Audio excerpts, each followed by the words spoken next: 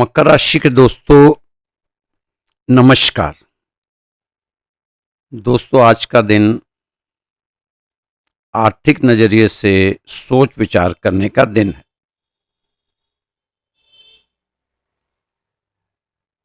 आपको leadership role की भूमिका निभाने या किसी प्रोजेक्ट को लीड करने का मौका दिया जा सकता है। दोस्तों, दूसरों को प्रेरित करने के लिए अपने स्वाभाविक उत्साह और नए विचारों का उपयोग करें। सहकर्मियों के साथ नेटवर्किंग से भी नए अवसर मिल सकते हैं।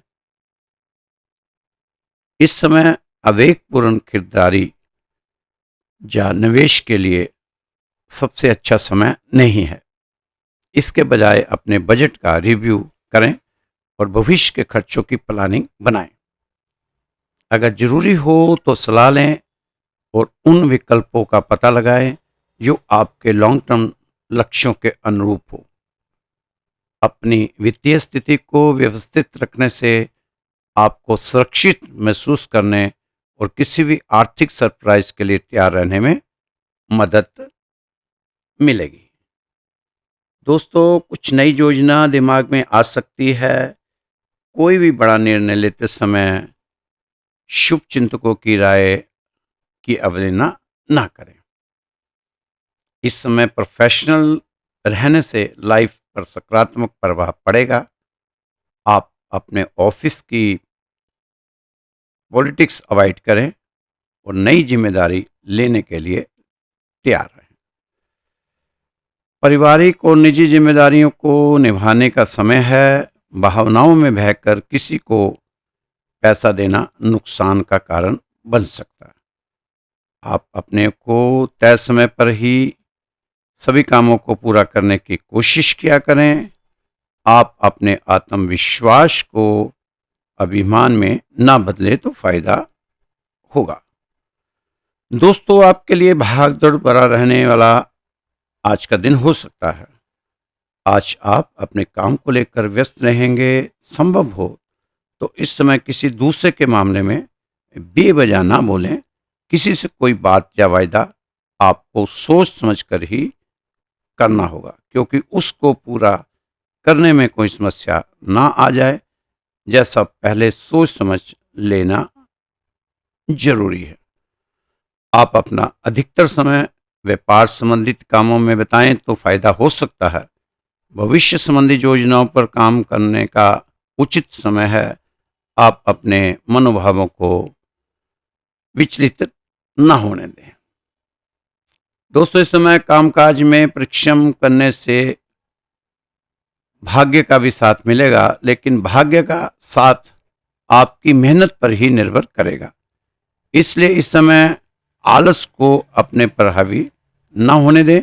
भाग्य की प्रवृत्ता से और पराक्रम के बल पर असंभव को संभव करके दिखाएं। नौकरी पेशा लोगों को अपना टारगेट हासिल करने में सफलता मिलेगी।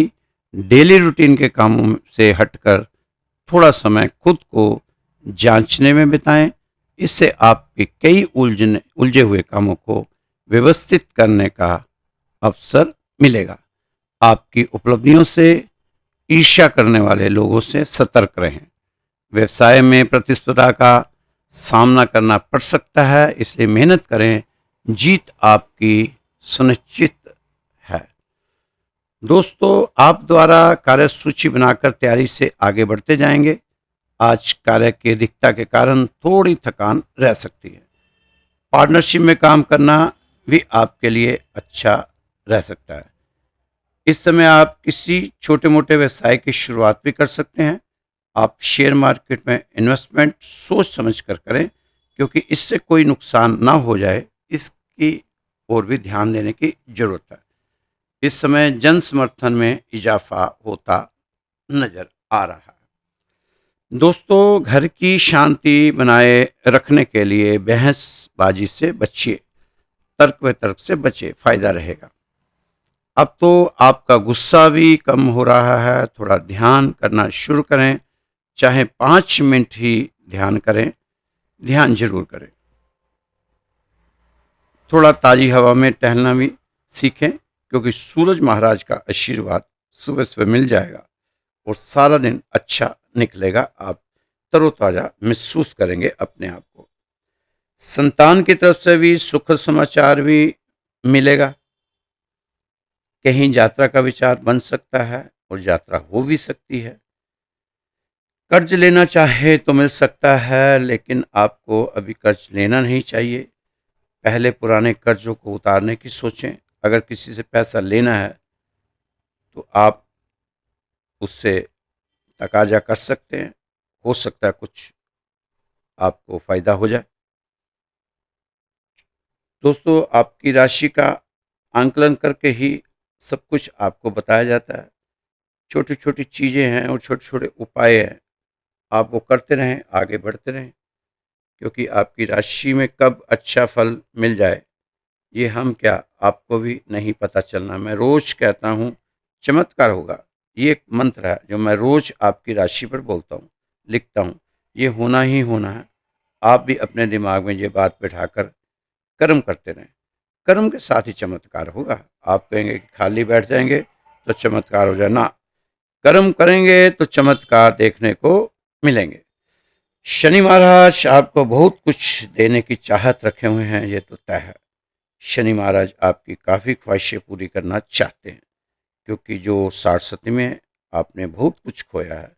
अब आप सोच रहे होंगे कि इससे अच्छा समय तो 60 में था, अब तो उससे भी बदतर। नहीं, तब आपका मन शांत नहीं था, पर अब आपका मन शांत होता जा रहा। काम करने के लिए आप उत्सुक हैं, पर आपका दिमाग ही आपको सबसे बड़ी समस्या है। ये उन वजह को पकड़ पकड़ के लाता है जो बेवजह है। इसलिए बेवजह अपने दिमाग को इधर उधर ना लगाएं, अपने काम के प्रति वफादार होते हुए आप करें। दोस्तों, आज का दिन मकर राशि वालों का हाल उस परिंदे की तरह है जो एक हरे भरे पेड़ के बीच में बैठा था, लेकिन उसको क्या सूझी कि वह उस हरे भरी शाखाओं को छोड़कर एक सूखे हुए पेड़ पर जा बैठा और गिद्ध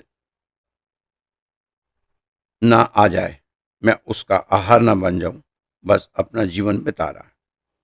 न रात की नींद न दिन का चैन। पता नहीं उसको क्या सूझी कि हरा भरा वृक्ष छोड़कर जहाँ बैठा था, उसी तरह जैसे हम भगवान का सहारा छोड़कर ग्रहों के डर से रोज ही घबराते रहते हैं कि कहीं उस ग्रह की बुरी दृष्टि न पड़ जाए, कभी उस ग्रह की न पड़ जाए। जैसे उस पक्षी को गिद्ध की दृष्टि का डर था, वैसे ही हमें ग्रहों की दृष्टि का डर है।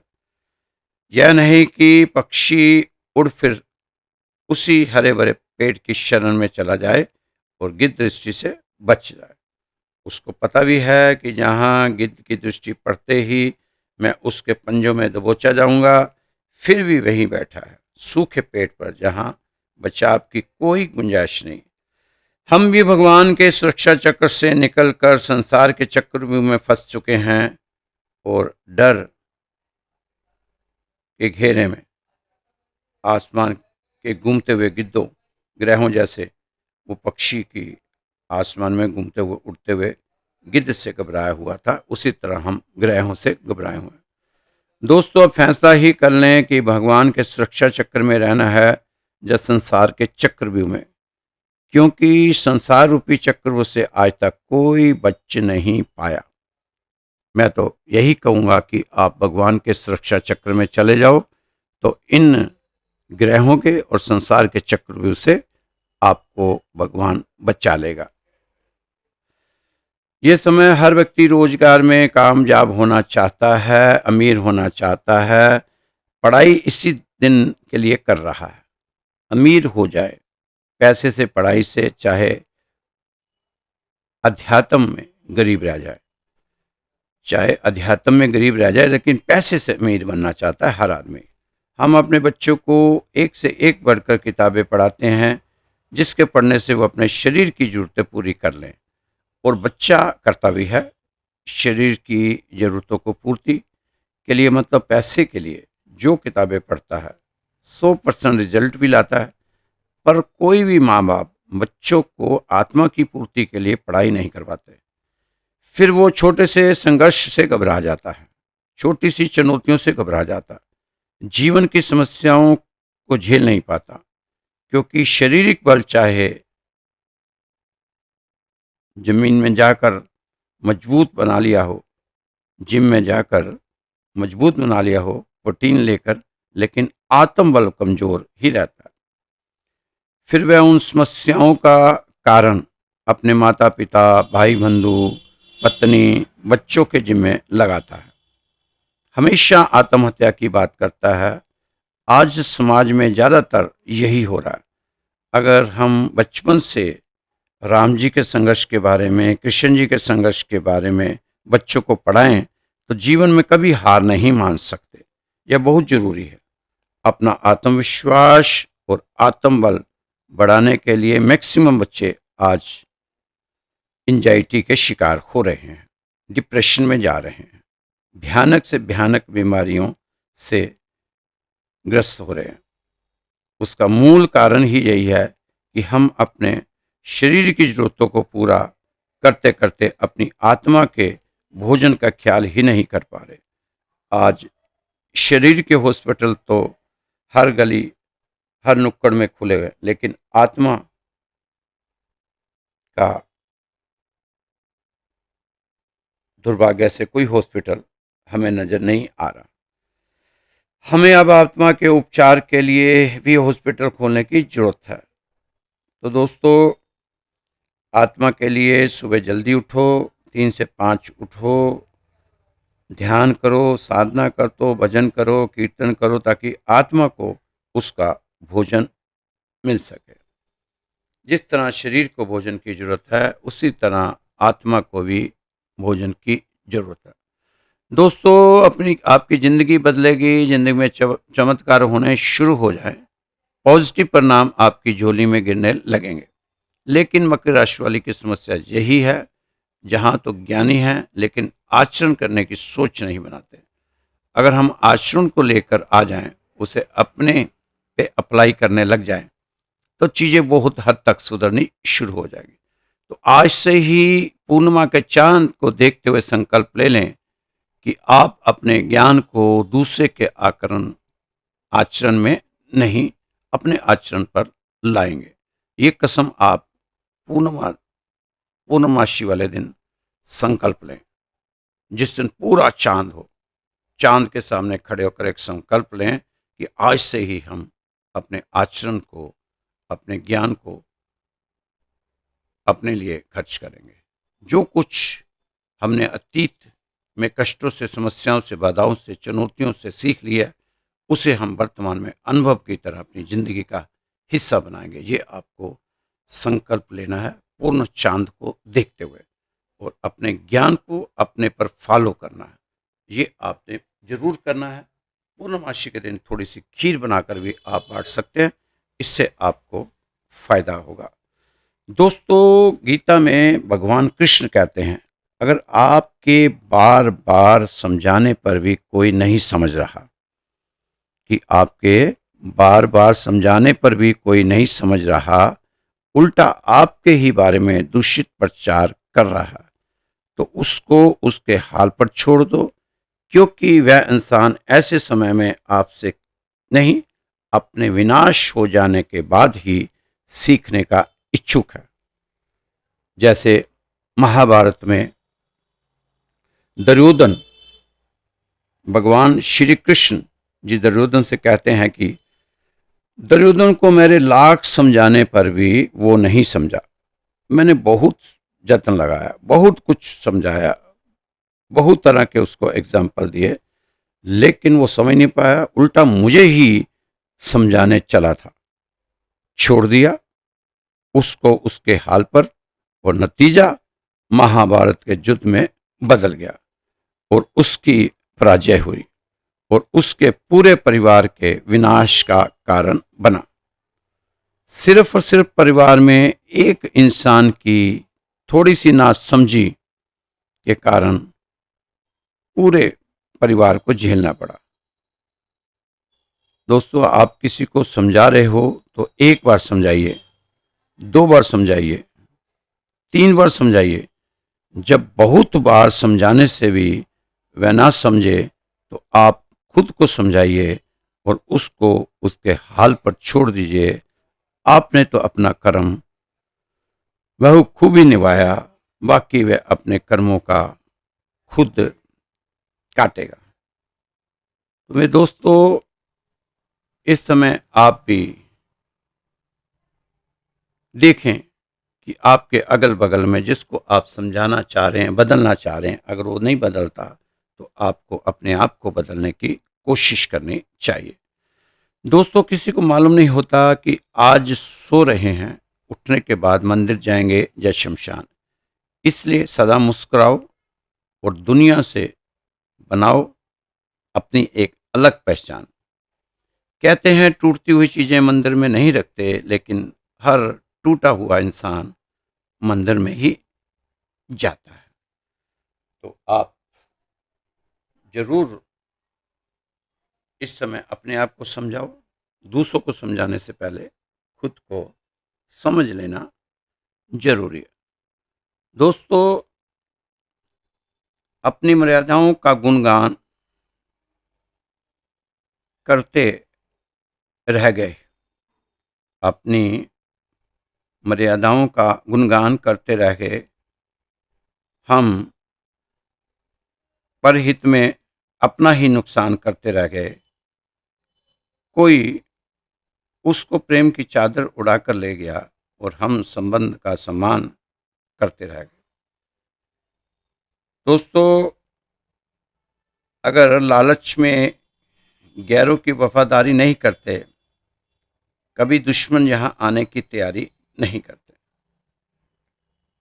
आपको तो आपके जो खास लोग थे उनसे ही झटका लगा, उनसे ही आपको दिक्कत हुई। बाहर वालों से तो आपने निपट लिया था, अपनों ने ही आपको बहुत ज़्यादा कष्ट और दुख दिए। लेकिन अब मुश्किलें, मुसीबतें जाती हुई नज़र आ रही हैं। बहुत कुछ सहा,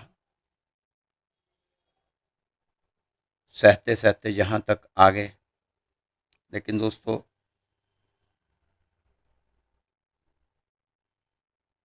आपने अंदर के आनंद की चाह को मरने नहीं दिया, ये बहुत बड़ी बात है। इसी तरह आप चलते रहें, भगवान आपके सभी काम सुचारू रूप से चलाए, यही हमारी भगवान के आगे प्रार्थना है। दोस्तों, छोटी सी कहानी है। एक चोर चोरी करने में इतना माहिर था कि कभी पकड़ा नहीं गया था। उसके पिता भी यही काम करते थे, उसके दादा भी यही काम करते थे। एक खानदानी काम था चोरों का। अब पिताजी की डेथ के बाद यह अकेला ही अपने दम पर चोरियां करता था और बड़ी चतुराई से, बड़ी सफाई से चोरी करता कि कोई सबूत नहीं छोड़ता था। राज्य का राजा बहुत परेशान हो गया। इतनी शिकायतें आती थी चोरी की राज्य में, पर पकड़ा नहीं जाता था। बहुत से गुप्तचर लगा दिए, बहुत से जासूसी की, पर कुछ फायदा नहीं हुआ। ये चोर, इसको अपने पे अभिमान भी बहुत था, लेकिन भगवान को मानता था। भगवान की सच्ची आस्था थी, भगवान में सच्ची श्रद्धा थी। महात्मा हो, पंडित हो, पुरोहित हो, सबको दान पुण्य भी करता था और गरीबों की मदद भी करता था, पर करता था चोरी। एक बार महात्मा जी गांव में आए, चोर भी चला गया महात्मा जी के दर्शन करने। महात्मा जी ने पूछा, क्या काम करते हो? चोर ने कहा, चोरी का धंधा है मेरा। सबके बीच में, इतनी दुनिया बैठी, सबके बीच में कहा, चोरी का धंधा है महात्मा जी मेरा। महात्मा जी ने कहा, यह अच्छी बात नहीं, आप इतने सच्चे इंसान हो, सब सब सच सच बता रहे हो कि आपका चोरी का धंधा है, सबके बीच में बता रहे हो, कुछ छुपा नहीं रहे। कहीं ना कहीं आपके अंदर पूर्व जन्म के कोई अच्छे संस्कार हैं। आप आज से ही चोरी का धंधा छोड़ दें तो आपका जीवन सफल हो सकता है। चोरी छोड़कर अध्यात्म की ओर आ जाएं। बहुत समझाया महात्मा जी ने, लेकिन चोर नहीं माना, क्योंकि उसे चोरी के अलावा और कोई धंधा आता ही नहीं था। जब वह सारे जतन करने में बावजूद भी नहीं माना तो महात्मा जी ने कहा, चलो तुम चोरी मत छोड़ो, लेकिन मेरे 3 वचन जरूर मानो। कभी झूठ नहीं बोलना, कभी भी नमक हरामी नहीं करनी, कभी गरीब मार नहीं करना। चोर ने महात्मा जी से कहा कि मेरी जान भी चली जाए तो जाए, मैं आपके ये 3 वचन जिंदगी भर अपने आचरण में लाऊंगा। अब एक दिन इस चोर का इतना दिल खुल गया कि राजा के यहाँ ही चोरी करने गया और पकड़ा गया। पहली बार गया था, पहली बार में पकड़ा गया राजा के। वहां राजा के सिपाही इसको पूरे राज्य में ढूंढ रहे हैं, कहाँ चोरी करेगा रात को, तो ये राजा के घर ही चोरी कर रहा है। सैनिकों ने पूछा, कौन हो तुम? अब महात्मा जी को सच बोलने का वायदा किया था, याद आ गया। सैनिकों ने पूछा, जल्दी बताओ कौन हो? तो चोर ने कहा, बहुत ही सहज भाव से कहा, मैं चोर हूं भाई, चोरी करने आया हूं। सैनिकों ने सोचा कि कहीं चोर भी अपने को कहेगा चोर हूं। राजा के सैनिकों ने आपस में बातचीत की, कोई चोर ऐसा कहेगा कि मैं चोर हूं, जरूर जाए, राजा का भेदिया लगता है, इसे अंदर जाने दिया जाए। अंदर जाकर सारा सामान चोर ने बांधा, चलने लगा तो सामने टेबल पर कुछ खाने को रखे हुए थे, प्लेटों में सजी हुई थी। एक ढक्कन उठाया तो उसमें पुलाव था। पुलाव पुलाव की खुशबू बहुत अच्छी थी, शाही पुलाव।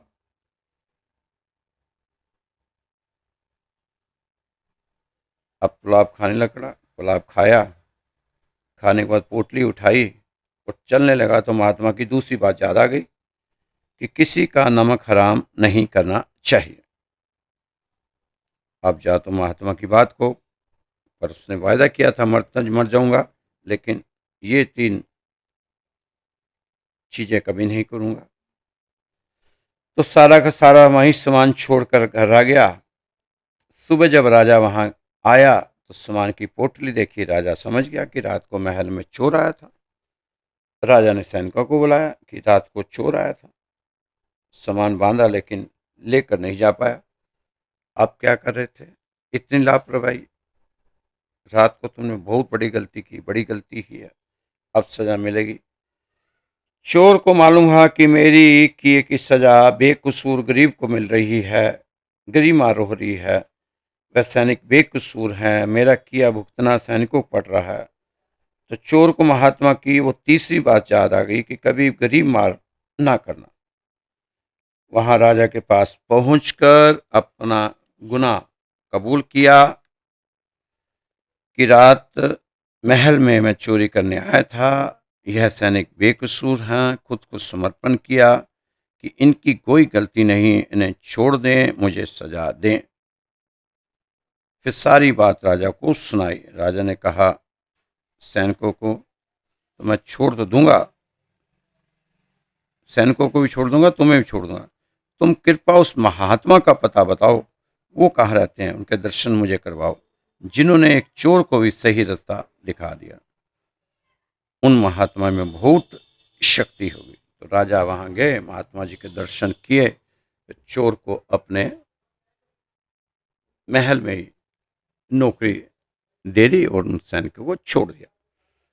तो दोस्तों, अगर हम कोई भी संकल्प ले लेंगे, सच्चे मन से संकल्प लेते हैं, तो हमारा संकल्प हमें पूरा भी करना चाहिए।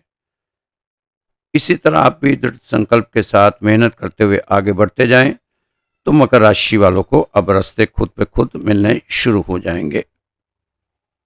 दोस्तों, जय राशिफल आपको श्री राधे श्याम मंदिर द्वारा रोज समक्ष आता है आपके, और आपके अच्छे अच्छे कमेंट और अच्छे अच्छे जो सुझाव हैं उसके ऊपर हम काम कर रहे हैं।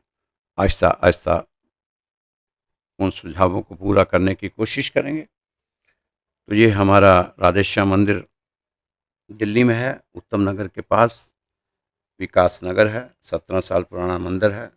बहुत ही मनोकामना वाला मंदिर है। लोगों की बहुत सी मनोकामना यहाँ पूरी होती हैं। आप भी कभी मौका मिले तो हमारे मंदिर में एक बार जरूर आएं।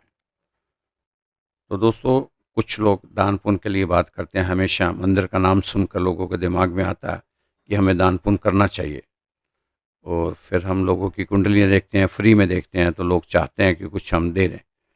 तो दोस्तों, हमारे मंदिर में दान पात्र नहीं है। आपकी जानकारी के लिए बता देता हूँ, ना ही हमारे मंदिर का कोई अकाउंट नंबर है, ना ही हमारे मंदिर का कोई पेटीएम नंबर है। तो ना आप दान देंगे तो कहाँ देंगे। तो इसलिए आप एक छोटा सा काम कर सकते हैं। आपका कोई ज़्यादा पैसा भी नहीं लगना, 30 40 50 रुपये लगने हैं। वो आप जो यूट्यूब का है, जहाँ से है हमारा ये देखते हैं, उसके नीचे एक वो होगा बटन ज्वाइन का, और एक होगा थैंक्स का। आप वो बटन दबा सकते हैं। उस बटन से क्या होगा कि हमारी ये जो वीडियो आती है, इसको यूट्यूब वाला प्रमोट करेगा, और हम और ज़्यादा लोगों तक अपनी बात को रख सकते हैं। ये अगर आप कुछ दान दून करना चाहते हैं मंदिर के लिए, करें, कोई बात नहीं। तो आप वहाँ पर वो हमारे दोनों ज्वाइन कर लीजिए, और थैंक्स वाला बटन है उसको दबा दीजिए। तो दोस्तों, अगर किसी ने अपनी कुंडली दिखानी हो, पूछना हो, कोई बात करनी हो, तो मेरा व्हाट्सअप नंबर है 9315336907। आप ज़रूर इस पर अपनी कुंडली भेज सकते हैं, मुझसे बात भी कर सकते हैं फ्री में। कोई यहाँ पैसा नहीं लगता। और अगर कोई बहुत दुखी है, बहुत परेशान है, चारों तरफ से हार गया हो, तो ज़रूर अपना नाम और अपना गोत्र और स्थान हमें भेजे। उसकी सुबह शाम मंदिर में अरदास भी लगाई जाएगी, उसके परिवार की सुख शांति के लिए। उसका भी कोई चार्ज नहीं है, कोई खर्चा नहीं है, बिल्कुल फ्री है। तो आप हमें भेजें, हम सुबह शाम अरदास लगाएंगे मंदिर में। भगवान करेगा ज़रूर अरदास हमारी सुनवाई होगी। तो दोस्तों, खुश रहो, मस्त रहो, स्वस्थ रहो, व्यस्त रहो, तंदुरुस्त रहो। जय श्री कृष्णा, जय श्री राधे। एक बार फिर मैं नंबर अपना रिपीट कर रहा हूँ, 9315336907, 9315336907। ये हमारा राधे श्याम मंदिर का नंबर है, व्हाट्सएप नंबर है। इस पर व्हाट्सएप कॉल करें, और अपना मैसेज भी इस पर आप भेज सकते हैं। खुश रहें। जय श्री कृष्ण।